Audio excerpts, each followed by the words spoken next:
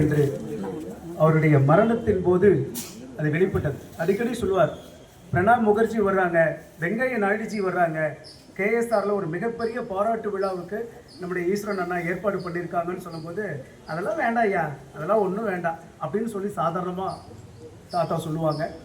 அவர் இறந்தபோது அவருடைய பூத உடலை கூட நம்மளாம் பார்க்கறதுக்கு இல்லாமல், ஏன்னா மிக குறைந்த அளவில் அன்றைக்கு நம்முடைய அமைச்சர் மதிவேந்தன் அவர்களும் நம்முடைய மாவட்ட கழக செயலாளர் மதிப்பிற்குரிய அன்றைய பரமத்தி சட்டமன்ற உறுப்பினர் அண்ணன் KS மூர்த்தி அவர்களோ அண்ணன் ஈஸ்வரன் அவர்களோ சேர்ந்து போராடி அந்த இரவு நேரத்தில் 7 மணி 8 மணி இருக்கும், நம்முடைய செங்கோடம்பாளையம் மின்மயானத்தில் அரசு மரியாதையுடன் கூடிய அந்த உடல் தகனம் நடைபெற்றது.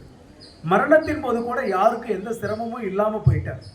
எனக்கு என்ன ஒரு வருத்தம்னா, அவர் மரணம் இந்த மாதிரியான ஒரு சாதாரண நேரத்தில் இருந்திருந்ததுன்னா திருச்செங்கோடே திரண்டு வந்து அவர் கஞ்சலை செலுத்தியிருக்கோம்.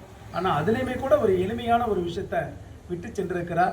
நம்முடைய பாராளுமன்ற உறுப்பினர் ஐயா கண்ட அந்த கனவு திட்டம் 3ஐயுமே நிறைவேற்றி தருவதற்கு ஐயாவோட திருவுருவப்படத்திற்கு முன்பாகவே அதை சொல்லியிருக்கிறார். இந்த 5 ஆண்டுகளுக்குள்ள முடிப்பு தருவோன்னு பாராளுமன்ற உறுப்பினருக்கும் தேசிய சிந்தனை பேர விசாரணையை நன்றியை தெரிவித்துக் கொண்டு, நம்முடைய நகரமன்ற வரலாற்றில் முதன் முறையாக கடந்த ஜனவரி 10ஆம் தேதி நம்முடைய சகோதரர் சுரேஷ் பாபு அவர்களுடைய சிறப்பான ஏற்பாட்டில் ஐயாவோட திருவுருவப்படத்தை நகரமன்றத்தில் வச்சு திறந்து வச்சு அஞ்சலி செலுத்துறது இந்த நேரத்தில் நான் பதிவு செஞ்சு, இந்த நிகழ்ச்சியினுடைய ஏற்புரையாக நம்முடைய வழக்கறிஞர் ஐயா, அவரை நாங்கள் நடமாடும் என்சைக்ளோபீடியான்னு சொல்லுவோம். ஏன்னா அத்தனை விஷயங்கள் அவர்கிட்ட இருக்குது.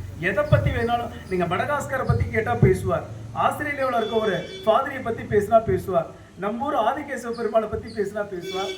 சமீப காலத்தில் ஐயாவோட கனவு, இந்த மகான்மியர் மச்சுக்கு மேலே ஒரு ஆஞ்சநேயர் சிலை வைக்கணும்னு தாத்தா கனவு கண்டா இருப்பா, அதை நடத்தி கொடுக்கணும்னு சொல்லி ஐயா பண்ணிட்டு இருக்கா. ஐயா அவர்கள் இப்போது ஏற்புரை ஆற்றுவார்.